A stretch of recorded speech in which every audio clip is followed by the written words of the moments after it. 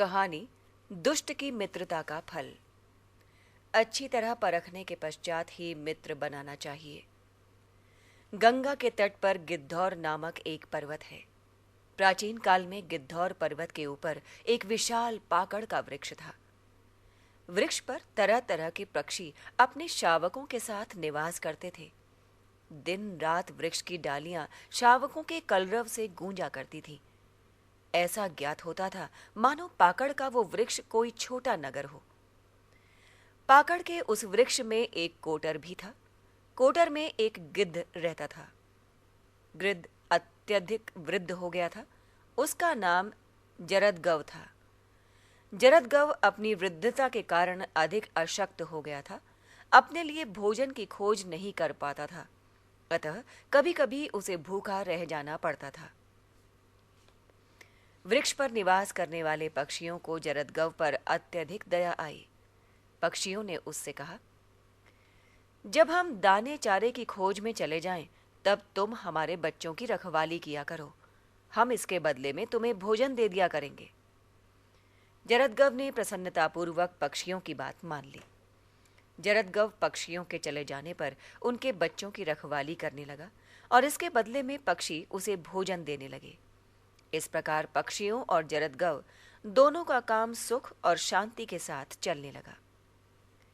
एक दिन दोपहर का समय था। वृक्ष के पक्षी दाने चारे की खोज में चले गए थे। जरदगव अपने कोटर में विश्राम कर रहा था। पक्षियों के बच्चे अपने अपने घोंसलों में सो रहे थे। वृक्ष पर चारों ओर सन्नाटा था। जिस तरह रात के अंधेरे में चोर चुपचाप घर में घुसता है, उसी प्रकार पक्षियों के बच्चों को खाने के लिए एक बिलाव पाकड़ के वृक्ष पर चढ़ गया। पक्षियों के कुछ बच्चों ने जब बिलाव को देखा तो वे डर से चीखने चिल्लाने लगे। पक्षियों के बच्चों की चीत्कार को सुनकर जरदगव सजग हो उठा। उसने गंभीर आवाज में कहा, कौन है जिसके कारण पक्षियों के बच्चे चीख रहे हैं? जरदगव की गंभीर आवाज को सुनकर बिलाव भयभीत हो उठा। उसके बढ़ते हुए कदम रुक गए। उसने सोचा, वृक्ष पर कोई नहीं है। जब उसे ज्ञात हुआ वृक्ष पर पक्षियों के बच्चों के अतिरिक्त उनका कोई पहरेदार भी है, तो वो स्तब्ध हो उठा। बिलाव मन ही मन सोचने लगा, डर कर भाग नहीं जाना चाहिए। नीति कहती है, अपना काम बनाने के लिए बुद्धि से काम लेना चाहिए। यदि पक्षियों के बच्चों को खाना है तो मुझे भी विवेक से काम लेना चाहिए। बिलाव मन ही मन सोचने लगा। बिलाव मन ही मन सोचकर धीरे धीरे चलकर कोटर के पास जा पहुंचा और कोटर के द्वार पर खड़ा होकर नम्रता पूर्वक बोला, महात्मन, मेरा प्रणाम स्वीकार कीजिए। जरदगव ने कोटर के भीतर से ही उत्तर दिया, तुम कौन हो जो मुझे प्रणाम कर रहे हो? बिलाव ने नम्रता भरे स्वर में कहा, महात्मन, मैं आपका दास हूं। मेरा नाम दीर्घकर्ण है। जरदगव कोटर से बाहर निकल आया। उसने देखा एक हृष्ट पुष्ट बिलाव। वो सशंकित होकर बोल उठा, तुम यहां कैसे? बिलाव ने भी जरदगव को देखा। उसने देखा जरदगव वृद्ध है और अत्यधिक वृद्ध है। फिर क्या था? उसने झटपट धूर्तता की एक तस्वीर बना ली। वो सोचता हुआ बोला, हाँ महात्मन, मैं हूं एक बिलाव, आपका सेवक। आप मुझे यहां देखकर चौंक क्यों गए? जरदगव ने सोचते हुए कहा, वृक्ष पर बहुत से पक्षी अपने अपने बच्चों के साथ निवास करते हैं।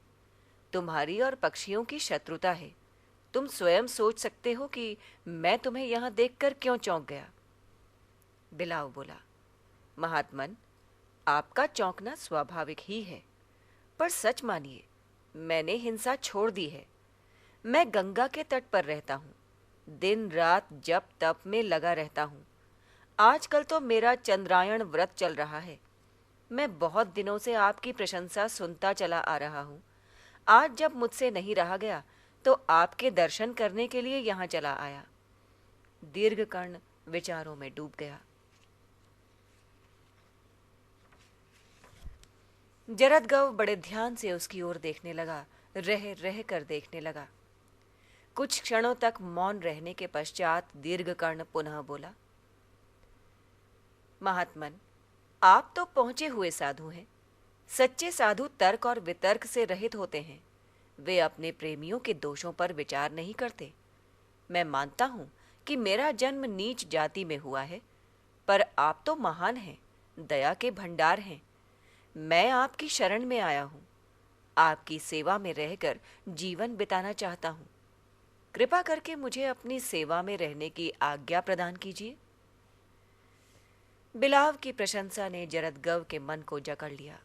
वो संतुष्ट होकर बोला, वे पक्षी और उनके बच्चे मेरे ही सहारे इस वृक्ष पर रहते हैं, अतः मुझे उनका ध्यान रखना पड़ता है। बिलाव उत्साहित होकर बोल उठा, आप दया के सागर हैं। पक्षियों और पक्षियों के बच्चों का ध्यान आप नहीं रखेंगे तो और कौन रखेगा? आप धन्य हैं। मुझ पर भी दया कीजिए। जरदगव ने दीर्घकर्ण की प्रशंसा भरी बातों पर मुग्ध होकर उसे अपने पास रख लिया। कुछ दिनों तक तो दीर्घकर्ण शांत रहा, पर जब उसका विश्वास जरदगव और पक्षियों पर जम गया तो वो पक्षियों के बच्चों को एक एक करके खाने लगा। उसने कुछ ही दिनों में पक्षियों के कई बच्चे खा डाले। पक्षियों के बच्चों के गायब होने पर उनमें बड़ा कोलाहल पैदा हुआ। वे सतर्क हो गए और सावधानी से इस बात का पता लगाने लगे कि उनके बच्चे कहाँ और क्यों गायब हो जाते हैं। बिलाव को जब इस बात का पता चला कि उसकी धूर्तता का भेद खुल जाएगा तो वो चुपचाप वहां से खिसक गया। पक्षी बड़ी सावधानी के साथ बच्चों को चुराने वाले का पता लगा रहे थे। एक दिन उन्हें यह देखकर बड़ा आश्चर्य हुआ कि जरदगव के कोटर के आसपास बहुत सी हड्डियां और पंख इधर उधर पड़े हुए हैं। वे हड्डियां और पंख उनके बच्चों के ही थे। पक्षियों को यह समझने में देर नहीं लगी कि जिस जरदगव की देख रेख में वे अपने बच्चों को छोड़कर चले जाते हैं और जिसे वे प्रतिदिन भोजन देते हैं, वही उनके साथ विश्वासघात करता है, उनके बच्चों को मारकर खा जाता है। पक्षी क्रुद्ध हो उठे। उन्होंने जरदगव को मार डाला। जरदगव को अपनी भूल का फल भोगना पड़ा। यदि वो बिलाव की चिकनी चुपड़ी बातों पर विश्वास करके उसे अपने पास न रहने देता तो उसका ये हाल न होता। जो लोग दुष्ट प्रकृति के मनुष्यों की चिकनी चुपड़ी बातों पर विश्वास करके उन्हें अपना मित्र बना लेते हैं, उन्हें जरदगव की ही भांति दुख तो भोगना ही पड़ता है, प्राणों से भी हाथ धोना पड़ता है। कहानी से शिक्षा।